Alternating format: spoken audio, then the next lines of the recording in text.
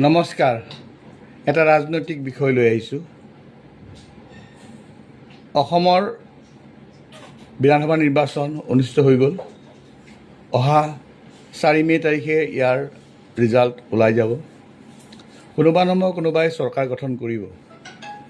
কিন্তু মোৰ কথাটো হ'ল যে এই যে চৰকাৰ গঠন কৰিম বুলি কেইটামান দলে নিজেই নিজক প্ৰস্তুতি চলাই আছে আৰু তেওঁলোকে যে চৰকাৰ গঠন কৰিব, তেওঁলোকে কি কাম কৰিব এই সম্পৰ্কে আলোচনা কৰা নাই।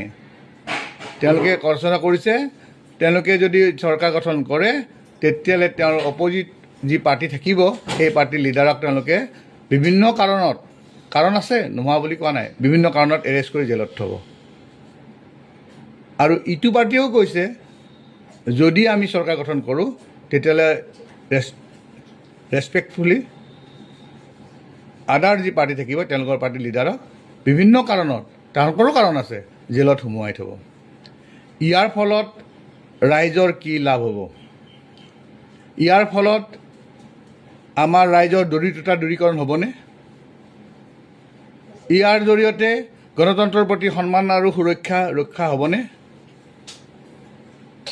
ইয়াৰ জৰিয়তে মানৱ অধিকাৰ ৰক্ষা হ'বনে?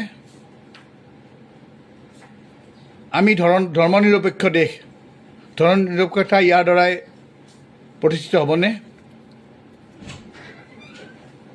আমাৰ যি স্বকীয় জাতীয় চেতনা আছে, এই চেতনা আছে, পৰিচয় আছে, তাৰ প্ৰতি সন্মান জনোৱা হ'বনে? ইয়াৰ জৰিয়তে উন্নত আৰু বিনামূলীয়া শিক্ষা আৰু স্বাস্থ্য আমাৰ ৰাইজে পাবনে? ইয়াৰ জৰিয়তে উন্নত যাতায়াত আৰু পৰিবহণ ব্যৱস্থা আমাৰ ৰাইজে পাবনে? নাপায়। এইখিনি কথা ক'বলৈ কোনো এটা দলৰ সাহস নাই। খালি তেওঁলোকৰ এটাই সাহস, তেওঁলোকে অপজিট পাৰ্টিৰ লিডাৰক জেলত সোমাব, তেওঁলোক বদমাছ, তেওঁলোকে বেয়া কাম কৰিছে, গতিকে আপোনালোকে আমাক ভোট দি আমাক ৰজা বনাওক, অকল এইটো কথা। ৰাইজৰ হৈ কি কৰিব? ৰাইজৰ ভোট লৈ তেওঁলোকে ৰাজ শাসন কৰিব, কিন্তু তেওঁলোকে ৰাইজৰ হৈ কি কৰিব সেইটো কথা কিন্তু মুখ খুলি নকয়। কাৰণ তেওঁলোকে আগতেও কৰা নাই, আগৰ দলেও কৰা নাই, এতিয়াও কৰা নাই, এতিয়াৰ দলেও কৰা নাই। গতিকে তেওঁলোকে এইটো কথা ক'বৰ সাহস নাই।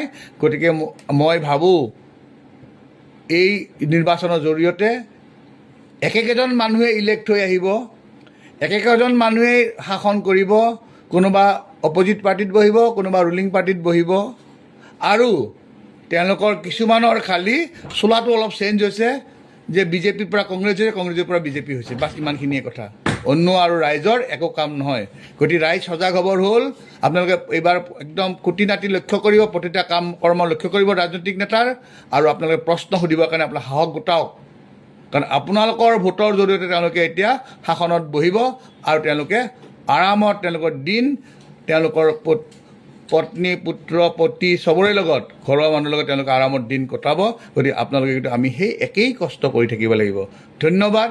জয় আই অসম।